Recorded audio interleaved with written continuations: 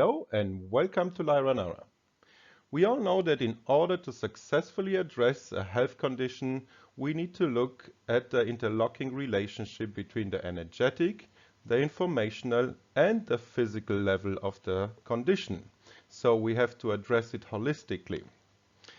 One part that is unfortunately often overlooked in treatments is the psychogenic level, meaning the psycho-emotional level. And that is very unfortunate because that is where a lot of problems start. So, in this presentation, we're gonna have a closer look at this psycho-emotional level, at all of the things that are going on in your subliminal, the programs that you create, the images that you create, how they affect you, and show you effective methods to deal with them. So, apart from the genetic and organic deficits, the stored unprocessed memories, so the traumas or other biological conflicts which have surprised us in the past and caught us unprepared, are the basis of dysfunctional perception, our attitudes, our concept of ourselves, personality traits that we develop, as well as acute and chronic somatic symptoms that develop. Unprocessed memories contain the effects, the thoughts, the sensations, the behavioral responses that have been encoded at the time when that specific event occurred. And the processing of these etiological memories results in trait and personality changes. Some examples of beliefs that manifest with verbalization are first, for example, responsibility, when you say to yourself, I am or I did something wrong. I am in danger, so a lack of safety when you feel like you are vulnerable. A lack of control, meaning that you tell yourself that you have no choices, you are helpless, you are not in control of the situation. Chronic disturbing emotions like anxiety, panic, fear, guilt, and shame. Chronic distressing physical sensations like depression, grief, sleeplessness, ADHD, schizophrenia, and others. And uncontrollable behaviors like your life is, you feel trapped in a situation in the same patterns. And the causes are the result of unprocessed memories that are stored in networks that govern both the conscious and the subconscious mind, so your subliminal. You plan your future with the memories and beliefs of the past, and usually all these are destructive and negative. The best examples are diseases which you want to heal by using the same memories of unexpected biological conflicts which initially trigger the health condition. So you hold on to your diseases. Sometimes you love the body of suffering, you love this condition of suffering, subliminally of course, without even being aware of it. And these subliminal programs, these images that you create, they affect your physical body as well. For example, your autonomous nervous system, which is the control tower of all organs and their functions, and in a case of an active biological conflict, there will be a distortion as well in your ANS signals that cause a dysregulation of the organs and their functions. And within days, your biochemistry will also respond to this, so your hormonal and enzymatic system, they will also get out of whack, out of balance, and as a result, you're slowly becoming sick. Some months later, you will go into what is known as a morbidic state, and you will develop chronic conditions. And the consequences may become fatal even in some years' time if these conditions and those subliminal sabotage programs are not addressed. Because the autonomic nervous system loses its major function to auto-regulate your body when all those different stressors are activated. And it is therefore that we need to address every type of condition, health condition, on all levels, on the energetic level, on the subtle energetic level, on the informational level, as well as on the physical level. And your subconscious mind, your subliminal, is the commander-in-chief of your body, your general doctor. It can heal you or it can make you sick. because it controls between 96 and 98% of your brain activity and of your processing capabilities. The subliminal can process simultaneously 20,000 bits of information, while your conscious mind only can manage between 7 and 9 bits. So it's extremely active, much more so than your conscious mind. And your subliminal is significantly more powerful, therefore, as a decision maker, it is your life governor, so to say. Subliminal strategies are based on stored experiences. So you develop a database, and to create your desired future, these strategies must be upgraded, changed, adjusted according to your ever-changing life goals. And the subliminal also communicates with the 12 meridians, as we know from traditional Chinese medicine also, where subtle energies are stored and processed with the spine, where the somatic morphological information is stored and processed. And we're going to show you the so-called dawn tables later in this presentation that illustrates this very well. And with your autonomous nervous system, which is, as we've mentioned already, the control tower of your organs and their functions.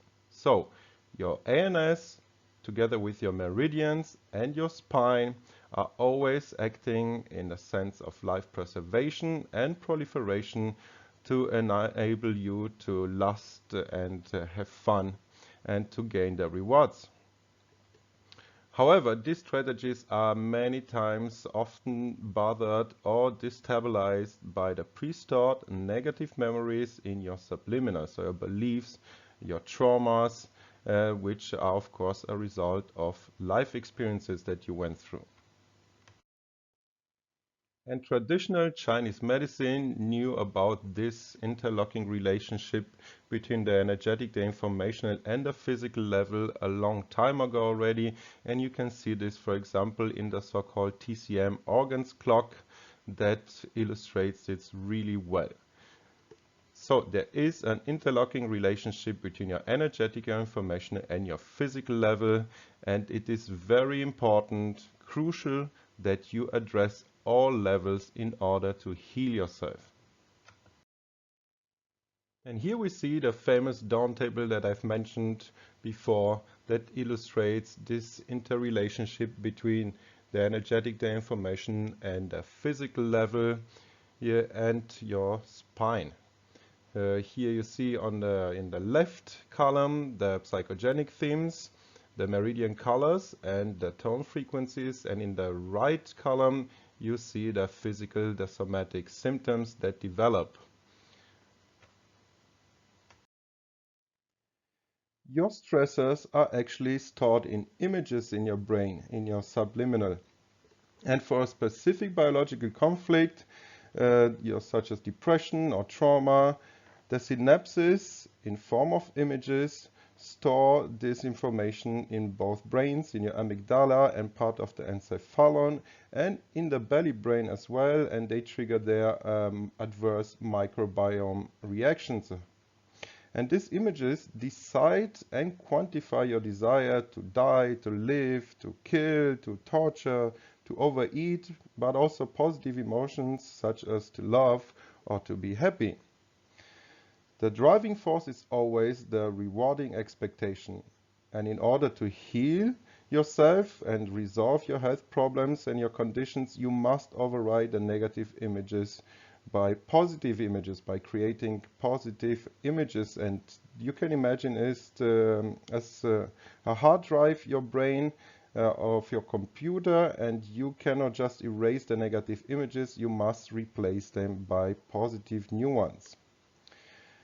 So to achieve this, first you must become aware of your problems. You must understand the underlying biological conflict. You must list the associated emotions, the feelings, the beliefs, the habits, and the attitudes. And then you can start searching for solutions and define those. By merging the negative images, which are stored in the synapses on one brain hemisphere, with the positive, corrective, real, viable, solution-driven images in the opposite hemisphere of your brain, Your life will gain better quality and you will discover new potentials. But how to achieve that is the question. Well, let's find out. One very effective method to achieve this is called EMDR. So let's explain what EMDR is and how to prepare yourself, how it is performed, and then we also will have a look at some personal testimonials from people who have undergone EMDR therapy and what their experiences were. So in the preparation phase, you must inform the patient about the following: the accessed memories that may contain disturbing effects. The patient must be able to remain connected and let whatever happens happen. The processing will continue also between sessions.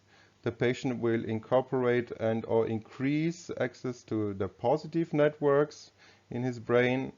The doctor or the therapist helps you forging new adaptive memories and positive effects. The patient must be also able and ready to invoke a state of change. Also, the therapist therefore must request the patient's readiness, so the processing, which is the forging of new connections between the targeted dysfunctional memories and the new memories that contain more adaptive information. In order for the processing to take place, the patient needs to access without fear the information as it is currently stored in the brain. The positive networks exist already in your brain as well, they only must be accessed. And we often get caught up on the disturbing emotions or thoughts. Knowing where this come from helps us to do something about them so we do not remain stuck. And therefore, the therapist asks also the patients to help identify the source of the current disturbances. This is called float back or regression and affect scanning. And EMDR helps eliminate those negative responses in the end. EMDR, by the way, stands for eye movement desensitization and reprocessing. EMDR considers the foundation of the pathology, the unprocessed psychological memories that you have stored. The applied treatment involves accessing and processing those memories and the triggers and the future templates. It is a psychotherapeutic approach that enables people to heal from the symptoms and emotional distress that are the result of disturbing life experiences in the past. EMDR therapy shows that the mind can heal from psychological trauma as much as the body can recover from the physical trauma. And the brain's information processing system naturally moves toward mental health. If the system is blocked or imbalanced by the impact of a disturbing event, the emotional wound festers and can cause intense suffering. And once the block is removed, healing can resume. And more than 30 positive controlled outcome studies have been performed on EMDR therapy. Some of the studies show that between 84 and 90% of trauma victims no longer have post-traumatic stress disorders after the first 3 90-minute sessions already. And these studies show a direct effect on emotional arousal, imagery vividness, attentional flexibility, distancing, and memory associations too. Over 100,000 clinicians throughout the world are used this therapy method already successfully. Millions of people have been treated successfully with it over the past 25 years, so it's nothing really new. Francine Shapiro, a PhD who invented or developed this method, is the originator and the developer of the EMDR. And it has been very well researched and it is now even recommended as an effective treatment for trauma in the practice guidelines of the American Psychiatric Association. And for those that suffer from post-traumatic stress syndrome, it is recommended by the Department of Defense and Veteran Affairs. So how does EMDR therapy work then in practice? Well, it is an 8-phase therapy process. The first phase is the so-called history-taking session, where you identify the targets for processing, the post-events, the present triggers, and the future needed behaviors. The second step is that you apply techniques to affect and control the processing. The therapist ensures that the patient has several different ways of handling emotional distress, and the therapist may teach the client a variety of imagery and stress reduction techniques which the client can use during and between sessions. EMDR therapy generates rapid and effective changes while the client maintains an equilibrium during and between the sessions. The third phase is the so-called assessment phase, where you target components such as images, negative and positive beliefs, emotions, sensations, and measures. The fourth phase is called desensitization, where you process the target, and that includes the emergence of insights, emotions, sensations, and other memories. The fifth phase is called the installation phase, and that is where you strengthen your positive beliefs. The sixth phase is the body scan phase, where you eliminate the residuals of your physical sensations. The seventh phase is called the closure phase, and here the therapist asks the client to keep a log during the week. The log should document any related material that may arise. It serves as a reminder for the client of the self-calming activities that were mastered in phase 2. And the eighth and last phase is the so-called re-evaluation phase, where the therapist together with the patient, they examine the progress made thus far. The EMDR treatment processes all related historical events, the current incidents that elicit distress, and future events that will require different responses.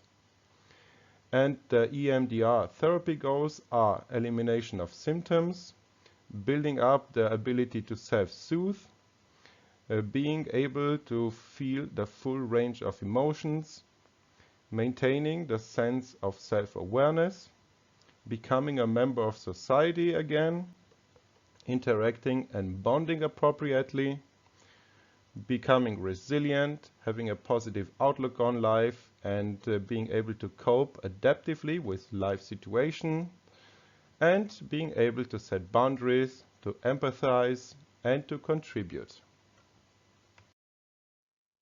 EMDR also works wonders for depression, because depression is primarily a result of stored memories, of disturbing experiences that gave you the senses and feelings such as I'm not good enough, I'm not in control, I'm helpless, I'm hopeless, I'm isolated, and sensations of grief as well. And to heal depressions, therefore, or trauma such as PTSD, it is vital to improve your life quality, to develop social behavior again, to reintegrate into society, and to also improve your health significantly. And processing memories causes simultaneously shifts in the so-called affect cognitive axis and in the perspective somatic responses. And EMDR therapy addresses the experimental contributors of the depression, whether as an isolated diagnosis or comorbid with another condition such as PTSD or chronic pain or attachment disorders. The duration of the treatment depends upon the amount of time of the etiological events and the number of developmental deficits that need to be addressed. Let's also have a closer look at traumatic events. Moll and others said, for example, quote, life events can generate at least as many PTSD symptoms as so-called traumatic events.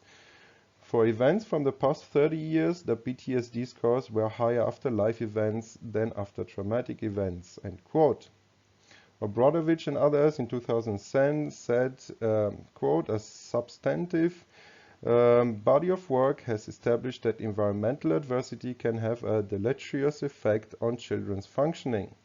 Exposure to adverse, stressful events has been linked to socio-emotional behavior problems and cognitive deficits, end quote. Here are some examples of so-called adverse life experiences that you might have had in your childhood. Maternal depression, harsh and restrictive parenting, school and peer humiliations and failures, negative and anger expressiveness, also marital conflicts of the parents. So the patient might feel depressed, angry, frustrated, judgmental, or disdainful. The mother might have been manipulative or demanding. The father might have been distant, angry, and critically abusive. And therefore, you have developed beliefs such as I am not good enough, I am unsafe, I cannot trust people, the world is dangerous and unfair, I am vulnerable, I am untrustworthy. And here the EMDR helps by establishing targets such as the emotional intense parental argument when the patient was, for example, 6 years old, that needs to be resolved. The father hollering at the child for sitting on the couch doing nothing, and the trauma this has caused must be resolved. Parents' divorce must be resolved, and the disillusionment and the pain that came with it when you were small. The angry outbursts with previous girlfriends since college must be addressed, or the most recent rejection by a girlfriend, for example. And those are just examples. So in order for EMDR therapy to be successful, we must first define the stressors. So what is my actual stress level when I think about my issue that I'm dealing with? You must name and define this issue clearly. How intense is the stress that I experience when I think about this issue? You go on a scale from -10 to 0 and mark the intensity of the chosen kind of stress. Then you notice the emotions and feelings when you think about this conflict. Most of the people usually feel a kind of discomfort when they think about this issue. There are other people who love the issue, however, because they harvest more attention and care from their beloved ones and friends and colleagues. Some patients may witness paradox images or irrational sensations or even anxiety and panic, all triggered by small artifacts such as details from the space around, the smells, the sounds, a face, or even a picture that you encounter. And everyone has different issues, different biological conflicts. So you always start with the most important conflict for your present moment, and after you've resolved this, when you're successful, some other less important issue, more minor issue, will be solved next.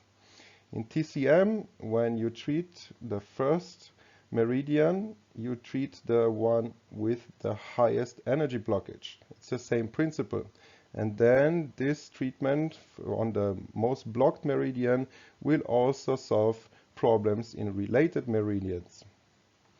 You also need to evaluate the intensity of the biological conflict as well as the positive developments, so the sensations and the symptoms during the therapy. Again, we use a scala from -10 to 0 for issue description and from 0 to +10 for description of the desired changes. And the minus here quantifies the problems and the positive, the improvements. Another essential part of the EMDR therapy, as you can see already from the first two letters in EMDR, which stand, as I've mentioned already, for eye movement, is eye movement therapy. So how does this work? Well, you move the eyes from the left to the right corner of your eye, and you can do this movement straight left, right, left, or you can follow a horizontal 8, so an infinity sign. Very important is that your eye movements must be at a rate of 70 or more movements per minute. The faster the eye movements are, the more intense the therapy is. At 60 to 70 movements per minute, you will also experience an energizing effect. And in order to keep track of how many eye movements you do per minute, you can use a metronome to keep the takt. You can find those for free online also. You don't need to buy the physical metronome. And by performing those eye movements, you drag the negative images that are stored in one brain hemisphere, in the synapses, into the positive synapses that are stored in the other hemisphere.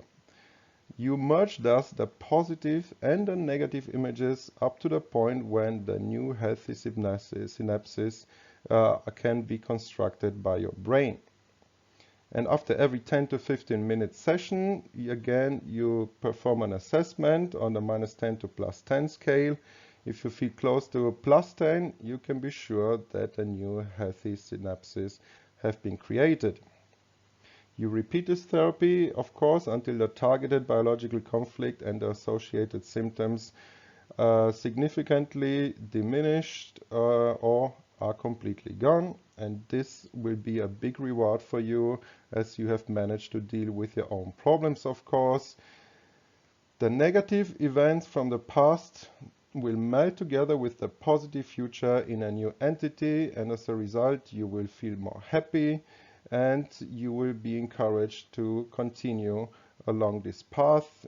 You will feel that you like it, you will know that it is good for you and that it must be. And if this all sounds too complicated or confusing, do not worry, contact us. We do offer emotional and trauma release therapy using EMDR and other efficient methods that I'm going to present to you in future presentations. Link in the description box below for you. Also, before we have a look at some personal stories, some testimonials of people who have undergone EMDR therapy, I would like to remind you that you should, and it would help us a lot if you like, share and subscribe to our channel in order to support our work. And now, without further ado, let's have a look at some personal life stories from people who have performed EMDR therapy and what they have to say. And I already will tell you, have a good one and stay healthy until next time.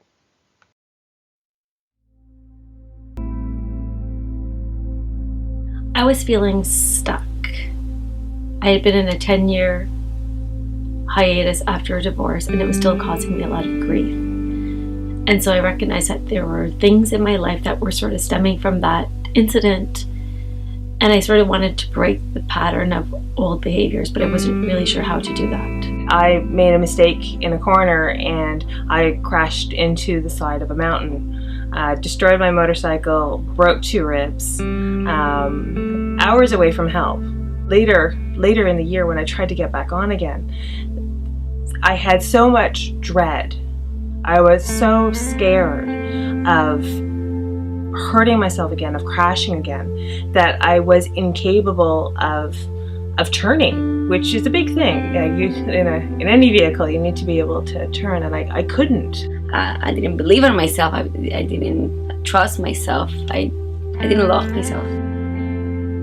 I would be hit by waves of emotion, but it seemed like this wave of emotion was connected to something that happened 10, 15 years ago, and I couldn't put the pieces together. When that parent hits you as a young child, you may think unconsciously, oh my God, I must be worthless, or I must be bad because my parent is hitting me, my parent is abusing me. That's what you would think on an unconscious level. And as an adult, any adult would know that a child doesn't deserve to be abused, so they're not intrinsically bad. There's nothing wrong with them. And so you may know that on a conscious level, but that actual knowledge hasn't been integrated into your subconscious. So through EMDR, that information, that adaptive information that I am worthwhile, I am a good person, I deserve to be safe, I am safe, these kinds of beliefs get integrated into the trauma memory. It was an angry house. So being angry and expressing emotions didn't always have a great outcome. So I learned to be a people pleaser, to smooth over any rough edges and to sort of keep the boat on an even keel. And so that sort of happened with all my relationships, but really to the detriment of myself. I was ignoring my own needs for safety, for security. My partner was getting so frustrated Share why it wasn't that big an accident. You weren't that badly hurt. Like, everything is okay. Why can't you get over this? Why can't you get past this? And I kept saying, I don't know why. I'm not trying not to get past this. This isn't how I want to be. I don't want to be anxious. I don't want to be filled with dread. This isn't me consciously making it. I'm stuck. I'm just stuck. And I don't know how to unstick. They don't want to keep reacting the way that they're reacting, like having that anxiety or having that these feelings, these triggers come up for them. But they feel powerless to change it, because they are powerless to change it, because it really is a stuck neural network. And EMDR actually helps to free that network up and change things, reprocessing the memory. And that's why it works so well. I'm young, I have to do it right now because I see my mom and I see my patterns that I have, and I don't want to be like them. EMDR therapy is a revolutionary therapy for trauma and PTSD, but it also has a lot of other applications, treating anything from abuse to addictions to depression and anxiety, the loss of a loved one, the loss of a relationship. I needed a solution for something that kept happening, and I needed something that would work and something that I could use on my own.